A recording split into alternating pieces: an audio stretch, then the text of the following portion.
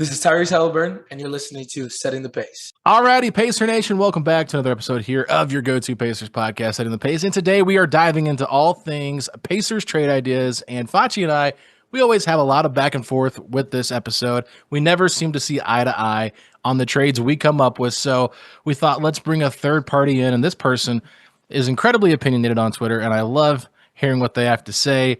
It is our good friend, Young Simba, a.k.a. Jonathan, a.k.a. Simba. Welcome to the show, man. How are you doing? I'm doing great. How are you guys? Doing great. Happy to have you, man. I think it's long overdue. Yep. Thank you. So you're being a little shy right now, but I mean, we've heard your Twitter spaces and your Twitter, Pacers lose tweets and everything like that. Yeah. What inspired you to do that? I mean, basically on Twitter, my whole thing is I just tweet my opinions about Pacers and stuff, and like I'm just having fun there. Like there's no real motive. It's just me being a fan. Never apologize. You got it. I think that's what makes it great is like Pacer Nation just be giving our opinions, not sugarcoating it. I love it. You don't sugarcoat yours. I'm not going to sugarcoat mine. A lot of my tweets are in caps. You just got to be you, and I love it, and I think people respect it. So awesome stuff. Keep it up. Yeah. So today we are actually going to dive into, like I said at the beginning of this, Pacers trade ideas, and I know it's August 7th as we're recording this. It doesn't seem like the Pacers will make any moves right now, but this could be for later in the season or whenever. So I just think that it's fun to kind of go through and kind of see what people are thinking about the Pacers and what they could do with this roster to hopefully enhance what the team looks like. So to kick things off, Simba, we'll start with you. What is the first trade that you wanted to bring to the table? All right. Now when I went into this idea, I'm thinking like long term. I'm viewing this year as like a gap year for the Pacers. So my first trade is Tari Eason and Aaron Holiday to the Pacers, Kobe White to the Rockets, and Jarris Walker and Clint Capella to the Bulls. It would be a 3-team deal. And I guess the reasoning behind it, the Pacers, I mean, it looks like we're poised to spend next summer. Tari Eason is going to be a restricted free agent, and they just paid Kevin Durant, or they're going to pay Kevin Durant. They just paid Jabari Smith. I don't know if Houston's looking to pay another wing. And Kobe White's on an expiring contract. Houston, they need more guard play. I feel like he fits in right there. And I mean, Jarris Walker, I love him, but I feel like Tari Eason's more of a win now, ready to contribute guy for us. Facci? Hey, like me some Tari Eason. I know he was a draft crush of Alex's a few years ago. Still is. Look, we all got those guys that we just can't let go. And that's, hey, rightfully so. I'm intrigued. I'm intrigued by Tari Eason. So correct me if I'm wrong. The only player we're giving up in this deal is Jarris Walker? Yes, correct. Okay. So we're giving up Walker. We're getting Tari Eason, and we're getting Aaron Holiday back. Second stint around as a Pacer. So I think he was solid. He'd be a good backup, third string point guard, I would say. So in this scenario, I'd probably be intrigued because we got a time limit on Jarris Walker. Like this is the make or break like trade value year for Walker, where if he doesn't deliver, he's going to have a lot less value. So I'd be intrigued. I don't hate it by any means. I think that Tari Eason could be one of those players that with a fresh start maybe could produce a little bit more. Maybe you could make an argument is maybe a little bit more of a safer player than Jarris Walker, which we're still trying to figure out. Actually, yeah, I will. Here's what I'll say. I love this for the Pacers. If they can get Tari Eason, I'm not even caring about the Aaron Holiday piece. It's just, it's part of it. It's not a bad third string point guard if you need one. What I like about this trade is it's kind of out of left field. This is one that seems realistic, not one that you would actually get excited to talk about if you're a Pacer fan, unless you like heard it happen for your team. But I am curious, just to recap what you said. So Chicago is getting Jarris and Clint Capella? Yes. And then, to make the money work. Right. And the Rockets are getting Kobe White. Just Kobe White. Yeah. I mean, I don't know if that's enough, but I feel like they really need guard play over there. No, I mean, I think Kobe White could be very good for them. I think Kobe White's underrated. I think Chicago is kind of just a hotbed for mediocrity. So I think him getting a fresh start with Udoka, like that could be very good. I just wonder how much they value Tari Eason, because that would be the only thing that I think could be a hiccup in this trade is how much I feel like Houston values Tari Eason, but it could also just be my value of Tari Eason being that high too. I think it could be your value a little bit just because you look at what Houston's gotten. Like you said, they're in win now mode where it's like you got a lot of guys there. They're trying to win now, develop others. Like Tari Eason feels like a guy that could be expendable compared to their core group where like, you're not going to let go of like a Reed Shepherd who you drafted high. And, like you said, they just paid Jabari Smith Jr. Now you got your Kevin Durant's. Like, so they have other guys that they feel more committed to. I feel like Tari Eason is someone that could be had, is still only 23 years old. And if you're looking at Chicago from their standpoint, they still got to pay Josh Giddey. So they're probably not going to pay Giddey and Kobe White. So I feel like that does feel like it is on the realistic side of things. All right, Facci. Well, let's get to your first trade that you have on the board. I think you have a lot of you got to live up to quite a bit here with Simba's first trade. I don't know. I like that trade. I thought it was pretty unique. Yeah, I think it was a good trade. But I think with this, it's like, hey, there might not be a lot of big splash names on here, but a name that I brought up with, a name that I stick with, it's Walker Kessler, and it's Utah. All right, I got my claws in them right now, and I think I need them in Indiana. So when we look at the Pacers right now, here's the trade. So the Pacers are giving up Jarris Walker, who I know you said, you like Walker. It's like, look, this man's name is going to get tossed around today. I just feel like he's in the trade category. So we got Walker, Furphy, and a 2026 top 5 protected pick. Just a lot. It could be a lot. It could be a little bit too much. For Walker Kessler, and then you got to take back some salary. I'm slipping in Kyle Anderson.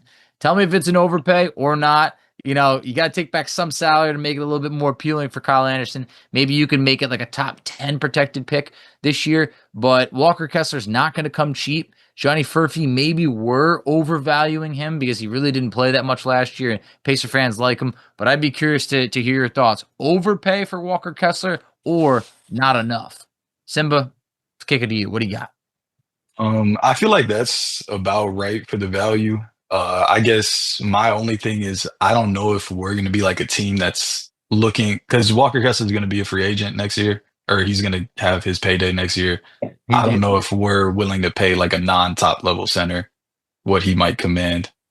I don't really know what he would command, but if you make the deal, also. You already got burned by Miles Turner. You make this deal, you sign this center, or you don't make the deal overall. Indiana wouldn't be able to kind of like let another guy walk like they did Turner, so they would have to make that decision ahead of time. But Alex, you tell me, overpay or Utah says no? I always feel like you overpay from the Pacers standpoint. I don't feel like the Pacers would make this trade for Walker Kessler. Okay. Because I think you can make the case that what they have with Isaiah Jackson and Jay Huff is just as exciting, because I feel like Walker Kessler is good, but does he really fit their system? Number one. And then number two, my other question is the idea of Walker Kessler better than the actuality of who he is? And that to me is where I always just kind of like, how do you really evaluate players in Utah right now? Because it's hard. It's tough. They're just, like you mentioned on the last episode with Justin Termini, like they're just a business. They're not even a team. What it is. It's like, I think Walker Kessler is interesting, but like the Jazz asking price, the Danny Ainge asking price is just so ridiculous. Yeah. I just don't know if I want to deal with Danny the Devil. I don't know how you feel about that, Simba, but I think dealing with Danny Ainge is not usually a great spot to be in. Yeah, no, in the past, I for sure agree, but I feel like Danny's kind of let a couple trades slip by him the last couple of years. But it is a good amount for Walker Kessler, and we don't know how he'd fit here.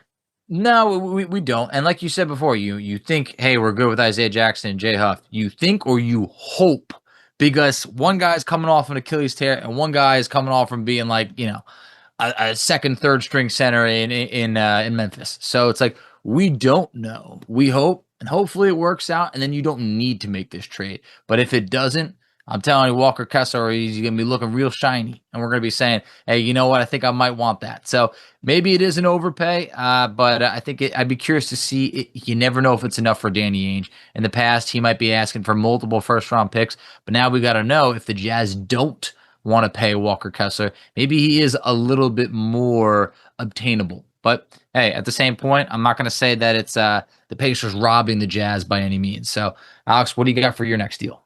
All right, so my first deal, not my next deal, but my first deal, it's the next deal in the podcast. I'm sorry, I just was thinking I haven't said one yet. But anyway, my first deal is very boring. It is a player for player, straight up trade. It's somebody I didn't even bring up on the podcast for trade targets. We're looking at the Orlando Magic. This is a trade deadline trade. You're trading Isaiah Jackson for Wendell Carter Jr. Straight up. Wendell Carter's making 10.85 this year. Jackson's making 7.6. The reason you do this is because Carter just signed that extension. So you're going to have him for the next 2 years, I believe, or maybe the next 3 years under contract. And it saves it saves the Magic quite a bit of money. And they've already got a nice center rotation with Mo Wagner. Jonathan Isaac plays the small ball 5 at times, and then, of course, Goga Bitadze. So I like Wendell Carter Jr., but I think that they're going to get really expensive after trading for Desmond Bane, the contracts they give out to Paulo and Franz. It's just they're going to have to cut money at some point because this is the Magic we're talking about. So it's a very basic trade, but if you feel like Carter Jr. is better than Isaiah Jackson and maybe fits what the Pacers want to do, it could be enticing. I don't know how you feel about this, Simba, but it's interesting to me. Yeah, I like Wendell Carter. I like his ability to space the floor. Like we saw how that works with Tyrese and Miles. And like Tyrese, I think he'll make any center look better than what they actually are. This isn't a shot, but like we saw Miles' numbers. They went from 13 to 17 a game. When he was playing with Jalen Smith, he was averaging like 13, 14 for that back half after we traded for him. Like he'll be able to elevate whoever he plays with, and his play style definitely fits us.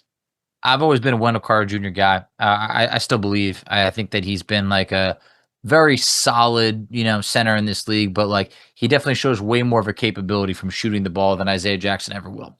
I don't know if Orlando does it, just because if Isaiah Jackson doesn't respond like the way that we want him to, then he's not looking like an appealing, asset, anything of the sort that you want to call it. The contract's not bad at all. 3 years, 21 for Isaiah Jackson. If the Pacers could do this deal, I'd do this deal because I think you know what you're getting out of Wendell Carter Jr. You don't know what you're getting out of Isaiah Jackson. And I still worry about how much growth he has offensively. I kind of feel like over the last few years, this might be who he is, a high energy, good defensive, physical, center, a little bit undersized. I feel like for Wendell Carter Jr., a little bit more of a sure thing, but I do agree with your point in terms of, Orlando's got a lot of money coming their way.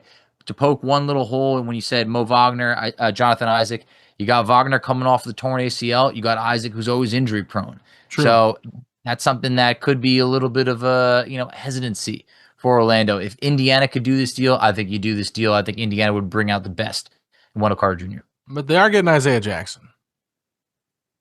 So they are getting another healthy center. It's not like they're like... Right. Well, I'm just saying their center health concerns aren't changing. Well, I mean, to a point, who could you count on those three guys to be available for this season? I don't know. Like there could be a setback with Isaiah. Mo Wagner. Well, Goga's there. Yeah, I know. Where it becomes Goga was good last year. What are you talking about? Yeah, I'm not slandering Goga. At the end of the day, he's Goga. Like he's not a starting center in this league by any means. It's a bunch of guys that could be injured. So I think if you're the Pacers, you do this deal. I think if you're Orlando, you go, let's see how Isaiah Jackson plays. Like let's see if he can hold it up because he can very well outperform that contract, or things could get a little bit rough. Simba, what do you think? I mean, do you think that what I'm saying is stupid? I like Wendell. Like I would do that trade for the Pacers in a heartbeat. I do think for Orlando, like we would probably have to throw in like a second or something. Like we would have to throw in a little enticer. Well, you could even throw Ben Shepherd in the trade if you wanted to. I'm not just trying to give away Ben Shepherd, but I'm just saying if you wanted to consolidate a little bit, you could do that too, because Shepherd's going to be due for an extension coming up here in a couple of years. I'd still do the deal even if it included Ben Shepherd. Yeah. I would, just because it's like, all right, it's one less guy to pay. It'll freeze Furphy. Exactly. Free up some minutes for Furphy, whomever. Like I would still do that deal. It doesn't scare me off. Hopefully that's enough for Orlando. All right, let's go back to round 2 now, I guess we could say, of our trades. And Simba, you're back up on the clock. What do you have for us with your next trade? All right, I got a big swing here. It's going to be Jaren Jackson Jr. to the Pacers for Mathurin, Shepherd, Jarris Walker, and TJ McConnell and picks. I don't know how many picks would be realistic, but that's like the 4 to make the money work. And this money also works for Bam. So I had JJJ/Bam just because like those are my 2 dream centers. Like I feel like Jaren's a better Miles, and Bam is just he's so versatile on defense. He's developed a 3 ball. Like he's a lob threat. I love Bam so much, but I have a Bam fetish. I'm not gonna lie. Yeah. I want Bam in Indiana so bad. The trade idea I threw out last episode was just like kind of throwing numbers together, but it actually works. It's Isaiah Jackson, Obi Toppin, Ben Mathurin, and I believe Jarris Walker for Bam Adebayo. You could do that which is a big haul if you're the Pacers, but you're still keeping Nembhard, Nesmith, Tyrese Pascal, and TJ. Because I know, like, the thing with TJ, it's like I don't know how much other teams will value him as much as the Pacers will. So, like, that could be like with Memphis and like Miami with the trade package you came up with. I think you probably have to give all of your first round picks up, honestly, because like, who did you say again? It was Mathurin, Jarris, Shepherd, and TJ. Okay, so Mathurin and Jarris, like, that's 2 lottery picks, and Shepherd's fine. McConnell, obviously a very good player. I wonder if they'd be more enticed with Obi Toppin than those two, maybe. I don't know. I'm just thinking out loud, but I would love to keep Obi if you could. As like not like if it was a choice between Obi or TJ, I'm taking Obi every time. Shout out TJ. Shout out TJ. What do you think, Foch? Hey, I think that, look, Jaren Jackson, I think, would be such a great fit here in Indiana. I really do. So I'm trying to envision, like, if you make that trade, like, you pretty much you protect our starting 5. Like, the bench is obviously depleted, but that's what it takes to get a player of his caliber. And, like, I always remember when people would say, like, oh, you know, is he that much better defensively than Miles? Yes, he is. Like, this is a defensive player of the year. This is a guy who's made numerous first team, all defensive teams, all defensive second teams. So, like, he's a 2-time All-Star. So you're talking about having Halliburton, Nembhard, Nesmith, Siakam, Jaren Jackson Jr. That's a great starting 5. It really is. I don't know how many picks it would take. I don't think you could do more than 2 firsts, because now you're talking about, you know, 2 to 3 firsts plus 2 lottery picks plus the $200+ million contract. Now you're like, whoa, you better win a championship at that point. And that's obviously that's the goal. But I still think if it was like 1 first and those players, sign me up right now. You got to do that deal for Memphis. They're going to need a lot more than that 1 first. They're going to need a lot. They're going to need a lot. They're going to ask for 4. They just committed big time to Jaren Jackson. But, like, obviously, when you want to swing for the fences, are you ready to kind of go all in? The Pacers own all their picks. But would they be willing to do 2026, 2028, 2030, Mathurin? Maybe you do Jarris. 2 and 2 swaps. Yeah, that would make me feel better. That would make me feel better. But I think still have control, but it's swaps, so it's a little bit of a helpful thing versus unprotected. It seems like you're more interested in Jaren Jackson Jr. than Bam. Me? Yes. Potentially. I am definitely more interested in Bam Adebayo. I think Bam is a better fit, and I think he's got better experience as well. Playing next to Jimmy Butler for a long time, making it to 2 different finals as the starting center, like, that's hard to replicate. I do wonder how, like, the only thing I would say, like, maybe why Jaren makes more sense is because it's small market to small market, you know, and Jaren's from Indianapolis. Yeah. He is from Indiana. I like the 3-point shooting capability, though, a lot. The blocks, fantastic. You know, rim protection. I mean, you're talking about an all defensive player of the year. Like, I mean, you're going to have an argument for right, Simba? Wasn't he padding stats? I like the guy more, and that's okay. He does pad a little bit. I mean, look, we already had some bonus. Come on now. Yeah, I don't know. I'm more of a Jaren Jackson guy than I am Bam. I definitely respect Bam. Great player. But I think Jaren Jackson, I guess, reminds me of like a much better Miles Turner that still has enabled the Pacers to kind of play that type of style, someone who can stretch the floor a bit. So I guess that's more my guy, I guess I would say. All right, so let me ask you this real quick. Are you more of a Bam or Jaren guy? I like Bam way more as a player, but I feel like Jaren's way more attainable. I just don't really know what Memphis is doing. That's why I feel like he might be attainable, because the West, even if they're good, they're like a playing team, 6 seed tops. Like, they're in position to blow it up, I think. Yeah, they peaked. I would not be mad at all if they got Jaren Jackson Jr. Like, don't get me wrong. Just because I want Bam, I think he's better. I would be 100% happy if they got Jaren Jackson Jr. Because, like, what they have now, it's fine. I'm not trying to, you know, discredit any of these guys before they get an opportunity, but they're not all NBA, you know, playing in the Olympics type players. These are guys that are, you know, hoping to prove themselves this year. Like it's not the same level. Like even there's a big gap between Isaiah Jackson and Miles Turner, and there's a bigger gap between Miles Turner and Jaren Jackson Jr. So yeah, it's just you're drastically improving if you can get someone like that. So all right, Facci, let's go to your second trade. All right. So for my second trade, it ain't quite as big as that one. I'll tell you that. That was definitely swinging for the fences. This is more of getting on base. All right, maybe a double. All right. Probably not a double. Anyway, it's the Pacers and the Wizards. They're making a deal. All right. That's not a double. No, probably not. Probably not. It's a single, and you're like kind of rounding first, but you go back. You go back to first. An intentional walk. Okay, let's get to it. A little bit more. Pacers, Wizards, Jarris Walker, Ben Shepherd for Cory Kispert, and you get a second-round pick from the Wizards. What are your thoughts on this? I'll tell you why. Pacers need three-point shooting. They really do. Kispert's on a 4-year deal at about $13 million each year. Great deal. Really good three-point shooter. If you look outside of an Aaron Nesmith, consistently, where's your three-point shooting coming from? Maybe Siakam can do it again, maybe, but like you have other questions with like a Nembhard or a Mathurin or who it might be from three. So, what are your thoughts on this? I think that right now this would Jarris Walker. The idea could very well be better than the performance. What are your thoughts on this, Simba? I agree. Like we really need shooting.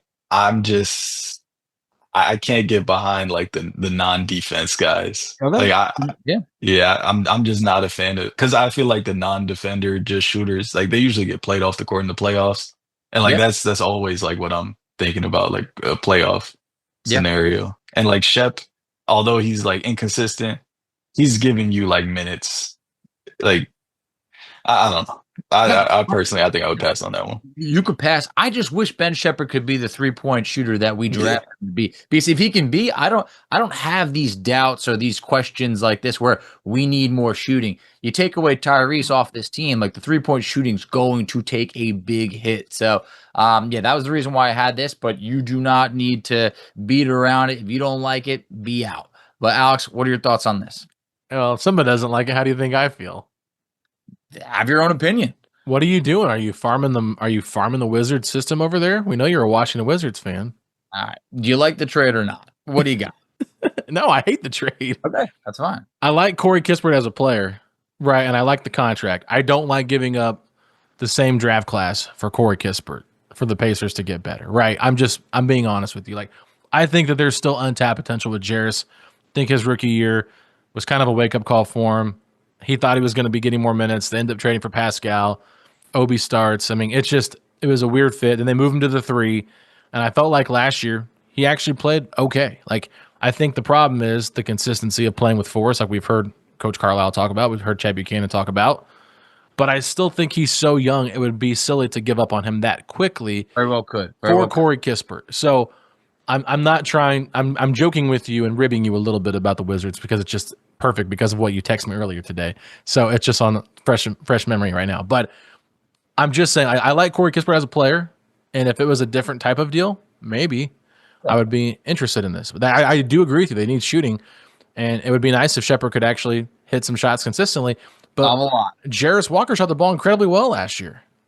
For a bit, he did. He had like a good month or two where he definitely was awesome. Like he couldn't miss. Yeah. It was really after the Minnesota game when he really struggled on the road when they didn't play any of the starters, and then Obi Toppin hit the miracle in the corner, right? Like, and TJ was great that game. Nembhard got injected, whatever. But it was like Jarris was terrible that game, but after that game, he really played well for the rest of the season, and then didn't play a lot in the playoffs, and then he got hurt in that Knicks series. So, I mean, I think he would have had a helping hand in the Oklahoma City series just because of his size and ability to do different things. But I don't know. I would not give up on him yet. I mean, if it was Shepherd plus another player like that didn't, like maybe if I was Isaiah Jackson, I don't know. If you feel like you're confident with other centers, whatever. I'm just saying salary-wise it makes more sense. But Jarris is just like such a like you still have team control, and I think he actually can fit in better with when Tyrese comes back than Mathurin can potentially. Yeah, I just don't think Isaiah Jackson has value around the league right now. I just don't. I don't think Cory Kispert does either. Is what I'm getting at. Yeah, it's not a negative contract. I just think that like if we could do Isaiah Jackson and Ben Shepherd, sure, they would laugh in our face. That is not like a good trade for another team. So like we need time. I would love if the Pacers had other contracts that they could, combine, but it's either like there's TJ McConnell, who's valuable to the team. You're not going to trade Aaron Nesmith unless it really, really makes sense. And then the next jump is like Obi, that I think is still not looked at as the most favorable contract because there's 3 years left on the deal. So that's why I hate the way the Pacers roster is constructed right now with contracts. They don't have anybody to trade really, besides good players. It's really tough. And you're not going to trade your big dogs like Tari Eason, Siakam. And then there's everybody else that's in that $6 to $11 million range, pretty much, except for Obi Toppin. Yeah. Anything else you want to add to that, Simba? I know we've been kind of dominating conversation, so. No, just I'm not a big fan of Kispert. That's about a lot of it. Right. Do you like the back and forth bickering that we have on this podcast? Yeah, no, of course I love it. Okay, that's what we're here for. We're just going to make people laugh. Okay, I'll get to my last trade here in round 2, and this one is also someone that I did not bring up on the podcast because I was just trying to find deals that I thought made sense, and I don't even know. This is more swinging for the fences. I have a good feeling that this team would probably not trade this player, but I think it is the Western Conference, and you never know what to expect. So we're going out to the Clippers. They've got a pretty good defensive center, and I think someone that's actually very talented in Zubac. I'm going to offer Ben Mathurin and Isaiah Jackson in a first-round pick for Zubac. But if they wanted Jarris Walker, I would listen. I know that they're very wing-heavy. They've got a couple of centers already with getting Brook Lopez, and then, of course, they traded for John Collins, who played some small ball 5 out there in Utah. So the Obi Toppin deal doesn't really make a whole lot of sense here to throw in because I think Obi and John Collins are kind of similar players to a certain degree, not totally the same, but same archetype a little bit. And if they'd be willing to get rid of Zubac and try to get another young shooting guard, because they really don't have a 2-guard outside of Bradley Beal on that 5-year deal they just signed him to on a minimum on a 1-year deal. If they feel like Ben Mathurin could be a long-term fit as their their shooting guard moving forward with that team, I could see that making some sense. And then the reason why I'm saying that is if you're going to trade Mathurin, I think most fans would say trade him to the Western Conference. Don't trade him in the East because you don't want to see him, potentially burst into this great player. And now you have to face him all the time in the Eastern Conference. So, Simba, what do you think of Zubac and that trade? Man, I would love Zubac. Zubac he's perfect. He's a great defender, great screen setter, gets rebounds. I would love him on this team. I don't think the Clippers would be in the business of trading him, but I mean, I'm all for it for the Pacers. So let me get this straight. So you said it was Mathurin. My original trade was Mathurin and Jackson in a first-round pick. Just throwing something out there salary-wise, it makes sense. But you could swap out Jackson for Jarris Walker if that's what they wanted, or whatever salary to come up with around another $5 to $6 million, because you're saving them money by doing this trade at first, but obviously they're going to have to pay Mathurin. Yeah, that's tough because I think that it makes a lot of sense for both parties if the Clippers have this small window right now though, where if they make that trade, it definitely affects them from trying to win a championship right now. But I think real quick, I think this is more of the Clippers just completely fell on their face this season, right? If they fall on the face, they should do that deal because you're now think about this. There's a chance that Mathurin could maybe be not quite the next Harden, but a younger Harden-ish, get to the free throw line, score the ball a lot. He would be a good replacement, in that type of era. For the Pacers, I think Zubac would be awesome for them. I really do. I think he's very underrated. I struggle a little bit if you're giving up Mathurin and Walker and it's not like a real big type of fish. I'm wondering, is he big enough to be able to give up those 2 players for? It's a fair point, and that's why I originally had Isaiah Jackson instead of Jarris. If the Pacers could do that, you do that. I guess I'm just really low on Isaiah Jackson right now around the league. If I was taking my Pacers hat off, I just feel like teams are like the guy coming off an Achilles tear as a big, I got to see something. And that's why it's more of a trade deadline trade anyway, because you can't trade Jackson for so long, and you have to let Jackson prove that he can do something and be special. Because there's a case right where Jackson comes back healthy and he looks pretty solid, and teams are maybe interested. What if Jay Huff kind of blows up a little bit here in the first couple of months? I'm just saying, and pull out Isaiah Jackson in that trade and you trade J Huff plus somebody else in this deal. I mean, obviously trades are hard to come by when you're looking at people to acquire, but I'm like, I feel like Mathurin is like a prime candidate to be traded on this team, or Jarris, one of those two. And I feel like they've got a lot of wings already on the Clippers, but they don't have a lot of guards. They just traded Norman Powell. They got Bradley Beal. We'll see what he does. I mean, he might have a great year. He might not. They got Chris Paul, James Harden. Like they're all over the place. They're getting old. They're getting old quick. So I think if the Clippers are in serious contention, they don't do the deal because like this roster has such an expiration date on it. Like this is an old team, old man Brook Lopez, old man Chris Paul, old man James Harden. Like, so I think that this is one of those, if the wheels are falling off and there's an injury, they would look at this deal as like their opportunity to kind of balance out staying competitive, but also having some long-term options. So I think right now I'd be a little bit hesitant giving up Walker and Mathurin, but I think that's probably what it would take at this point, is what I'd say. Simba, would you do Walker and Mathurin for Zubac? Yeah, I think I would. I really like Zubac. Yeah. He's good. He is. He is. And what the crazy thing is that this guy was traded years ago for when he was on the Lakers for Mike Muscala, which was a horrific trade. I mean, a horrific deal. So it's crazy. Has Rob Pelinka made a good deal outside of Nico Harrison giving him Luka Doncic? I don't think so. No, he's a terrible GM. I mean, even the Anthony Davis trade, he gave up way too much to get Anthony Davis, knowing that was the only place he was going. If he didn't win a championship, he wouldn't be there. Like they got their ring, luckily, but they gave up like a ransom for Anthony Davis. And I still feel like that's why they've had so much pressure to win. You don't got those picks. Yeah. So they haven't picks in years. But all right, so is it my round 3 or Simba's trade? It's Simba round 3 first trade. All right. This one is like a guy that I've always liked and I want on the Pacers. Maybe it doesn't really fit right now, but PJ Washington to the Pacers, Georges Niang and the 2027 first to the Mavs from the Pacers, and TJ McConnell in a second to the Jazz. I guess TJ McConnell to the Jazz. Oh man, that just sounds like a perfect fit for Jazz fans. Yeah, they love him, but that'd be tough for TJ watching him lose so many games, going that hard. So give it to me. Give it to me again from the beginning. PJ Washington to the Pacers, Georges Niang and a first 2027 from the Pacers to the Mavericks, and then TJ McConnell and a second round pick to the Jazz. I guess my reasoning would be like PJ, he fits the Pacers. Like he could shoot. He's improved as a defender. He could rebound. He could play 3, 4, even small ball 5 a little bit. And he will be a free agent this summer. But I mean, if we're willing to spend money, I think he's a guy that fits right in. And I know we like to play small ball.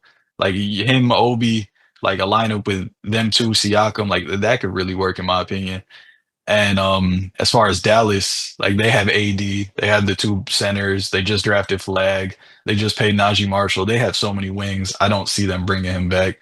So like they recoup on the asset, get an expiring contract. And then Utah, I mean, a second round pick for TJ. I don't know why Utah would do it, but they're just bringing them along. Did they really need Georges Niang? Like it's not like they're losing anything in the deal. Yeah, but it's like 4 years of TJ or whatever it is, but they love picks over there. So could you give him Isaiah Jackson instead? I'm just asking because I think salary wise it would make some sense, right? Yeah, I mean I'd be fine with that. I was just trying to make the math work. So in this deal, Georges Niang's coming to the Pacers, right? No, he would be going to Dallas as an expiring. We're just getting PJ Washington, right? Just PJ. Yeah. It was the Pacers pick that he said would be going. Yeah, I know. Because that's what I'm wondering. If he's going to be a free agent, do you just try and sign him outright in free agency instead of giving up a first? Yeah, I mean, they definitely could just try doing that. I just feel like with the bird rights, it's probably easier to. Yeah, it definitely would be. I'm just wondering if it's only 1 year, it could be a lot to give up a first. Because if you're the Pacers, like you're not a free agent destination. Like you do it through trade. So it's like that first might be a little bit more valuable. That's why I think you have to do it, Facci. It's kind of similar to the Pascal Siakam trade, right? Because you probably don't think you can lure PJ Washington to the Pacers in free agency, but you trade for him. I mean, you have his bird rights, like Simba's saying. Like that's the only reason you would give up the first. Yeah, but I'm saying Siakam's like that's Siakam. I That's understand the difference. All-star. Like you need multiple picks for that. If the Pacers want that next big move, I think that's why they wanted that 2026 back to be able to control those. So I like me some PJ Washington. I always have. I think Alex has liked him as well. The first is where I get a little bit like a little bit tricky on. So I'm on the fence on the deal. Alex, are you in or you out? What were you saying, Simba? No, I was saying if we switched it from a first to a swap, like would you be on board? Swap them in. I'm in just because like the Pacers not having picks, like it's like it cripples them a little bit. Like that is our free agency essentially. So if it's a swap, sign me up. Well, the nice thing about dealing with Dallas, they really don't need picks. They don't really care about picks. So they just want players to help them win now. So it almost makes me wonder if you don't even have to throw Utah in the deal. Maybe just do a TJ McConnell for a PJ Washington straight up type kind of deal. In a heartbeat. I think that Dallas would like having a guy like TJ McConnell.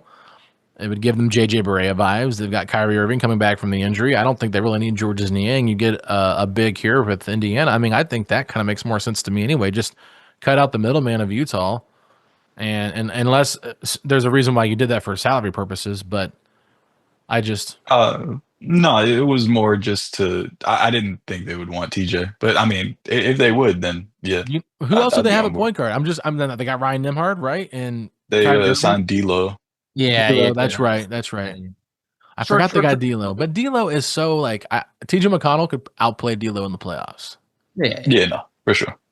I thought it was a good pickup for them because they would have been in trouble if they didn't sign D'Angelo Russell. So thought it was a good pickup. At the same point, TJ's that guy that every time you count him out, he always finds a way to outperform the guy in front of him. So he could be a good pickup for Dallas if they wanted him.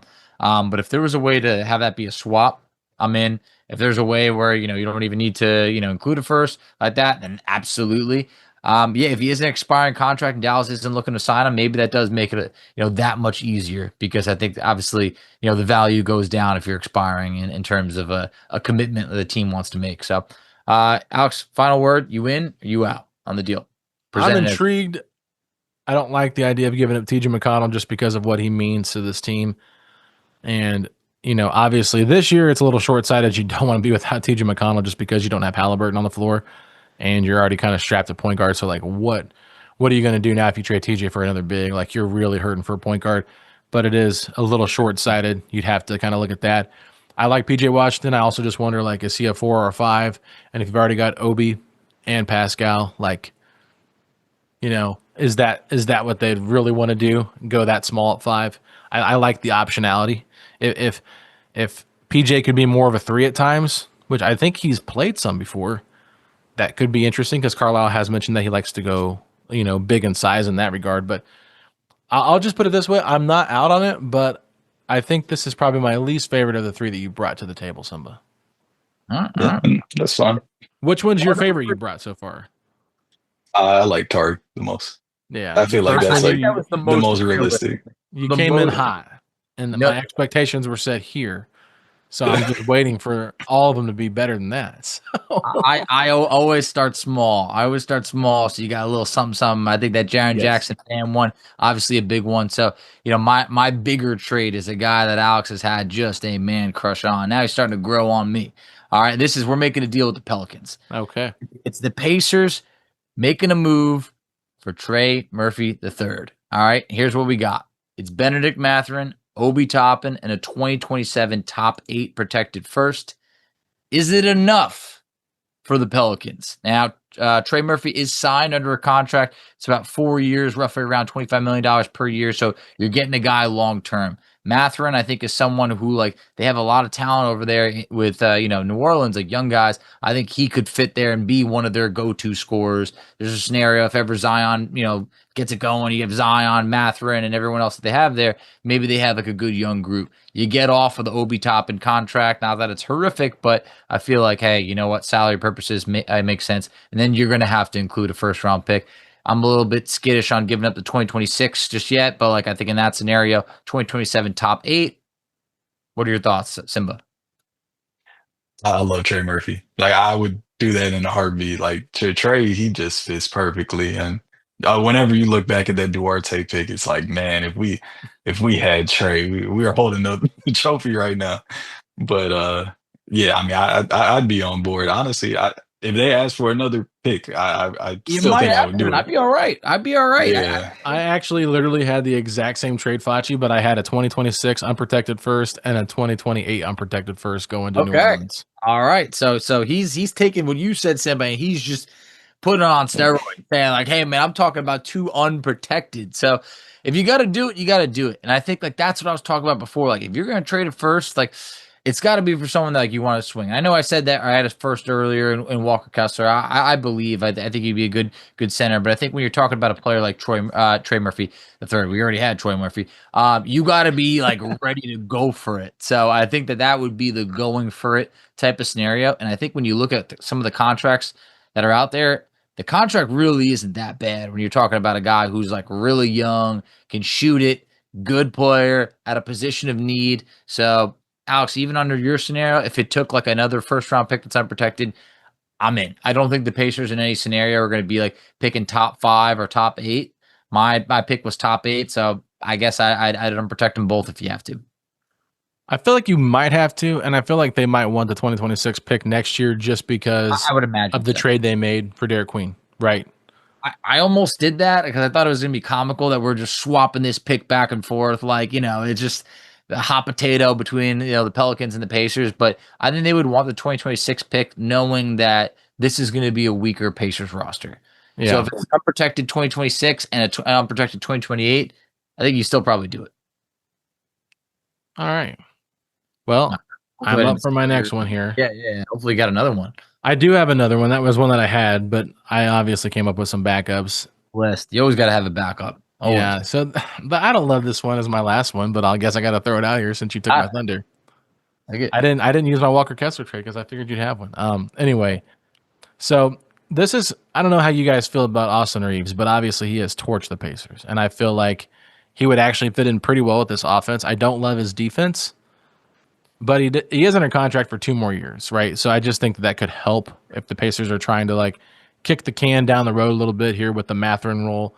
So I said Mathurin and Shepherd to the Lakers for Austin Reaves, and then a 2028 first round swap from the Lakers to the Pacers because Mathurin under team control with his contract could be very enticing, and I think Mathurin's ceiling is higher than Austin Reaves, even though we've seen Austin Reaves do some really good stuff. I don't know. I would do it without the. I would probably do it without the pick. I just threw it in there as like a swap potentially because the Lakers have kind of thrown around picks a little bit here and whatnot. It seems like they've been willing to like make some interesting trades to try to get better. I know they're trying to get younger and improve for that. So I don't love it, but like this is one of my like first ones I was coming up with just to like make a small deal. But I think Austin Reaves could be a really nice fitter with the Pacers. I don't know what you think about that, Simba, but that's how I feel. Yeah, no, I really like the idea of like an Austin Reaves type player. Before Tyrese got hurt, like the whole offseason, my main guy who I was in love with and like I wanted to see us go after was Norman Powell. Like I just feel like we're missing that extra scoring punch. Mathurin, he's good, but like we can use like the veteran. Like they always call me a Mathurin hater on Twitter, but like we can use like a guy that's like a level above him. I'm right there with you. Yeah. There's a couple guys you speak negative on it. You speak negative on Mathurin, all of a sudden they will label you to a Mathurin. We did that to Alex and I for Miles for a long time. You're a Miles hater. You're Miles. And I was a Miles hater. I'm not gonna lie.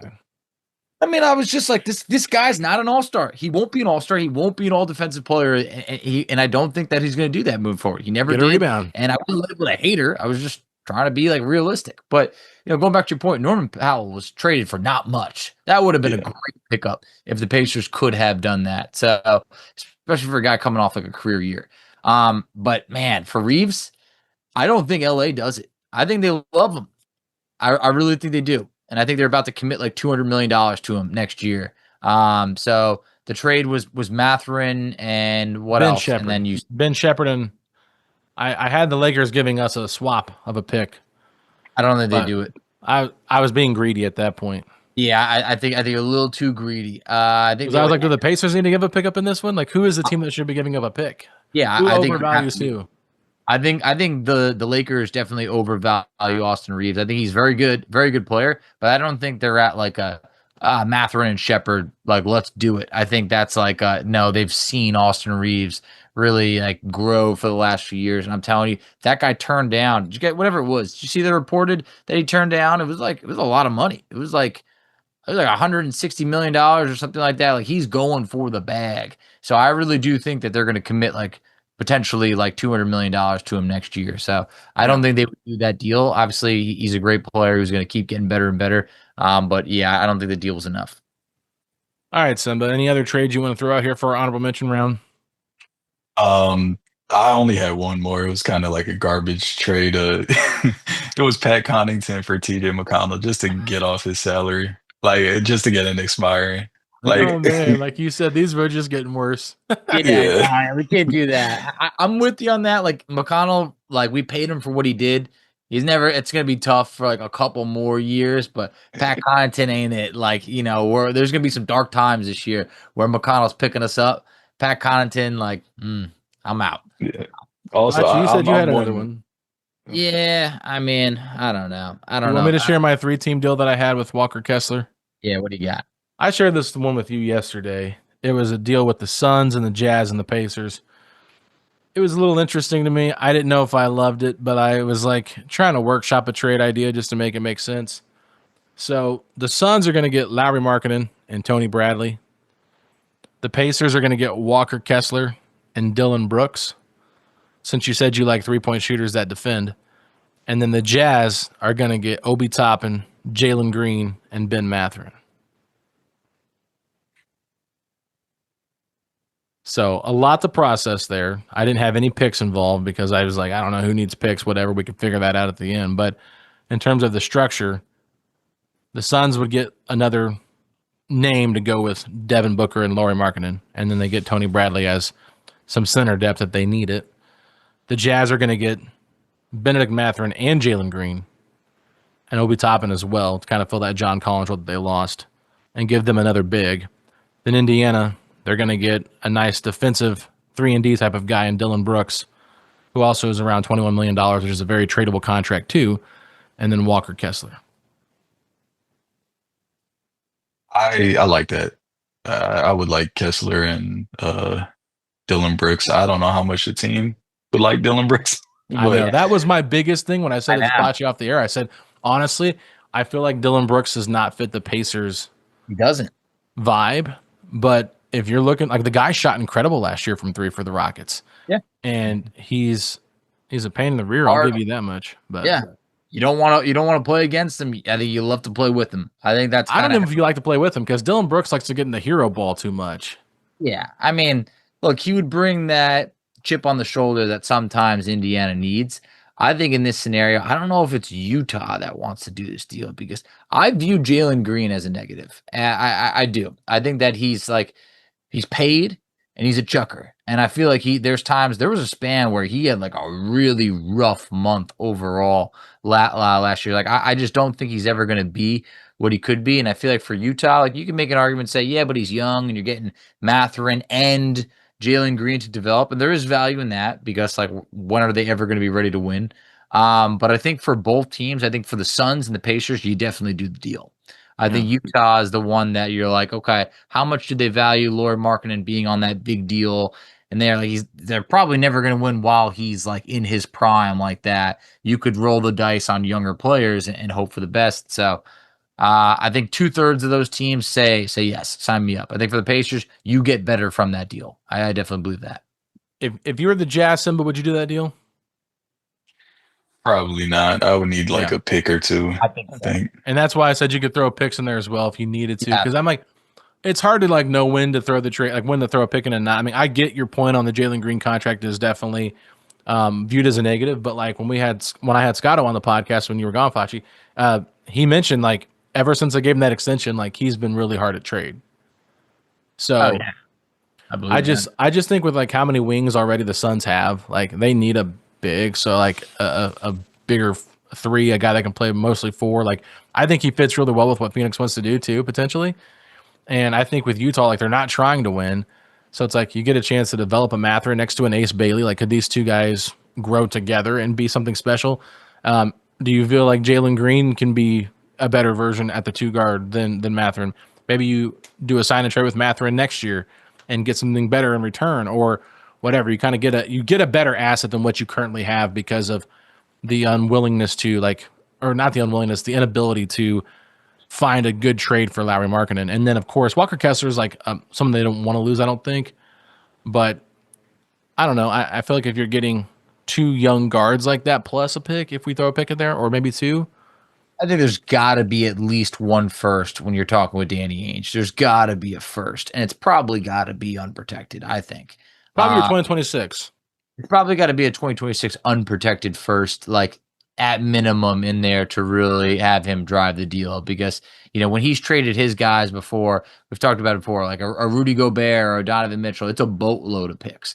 Lauri Markkanen, not on the same level as some of those guys, but still a very good player. I think it would command at least 1 first, if not potentially 2, even if that pick's coming from Phoenix. And at that point, I mean, they're still strapped for picks, like when it's going to come. But, something, a first and a bunch of seconds or something of that sort to really kind of drive this deal. All right. Well, that's going to do it for our Trade Ideas podcast. Let us know what you guys think in the comment section below on YouTube and in the podcast feed, wherever you're at, on Twitter, if you're on Spotify, wherever you can leave a comment. Facebook, let us know what you think. Simba, it was a lot of fun getting to hear your trade ideas and talk with you. I will say, every time you do your voice messages, you say, okay, boom. So if I put you on the spot, could you give us a little bit of a teaser of a what you would do if the Pacers are about to lose? Could you make up one right now on the spot? Yeah. All right. All right. So boom. So the Pacers lose to whoever. It's hard to do it on the spot without thinking of what happened. Let's think about the Pacers. The Pacers are down by 12 points to the Detroit Pistons, and whatever. The Pistons are just getting every break at this point, getting a lot of foul calls called their way, whatever.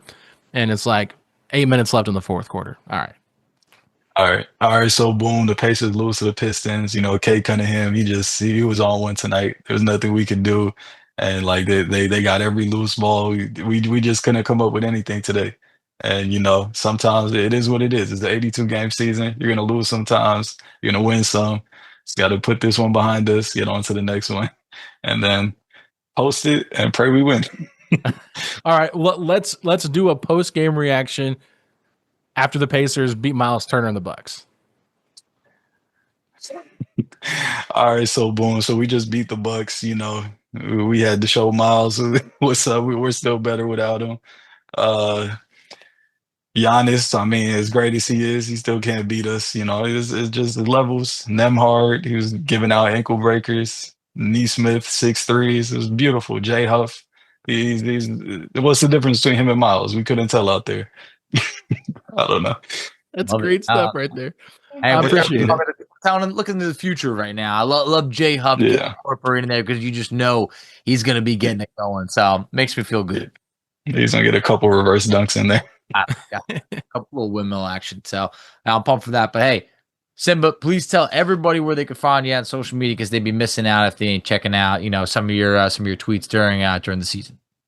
Yeah, just follow me on Twitter at the 2K Messiah.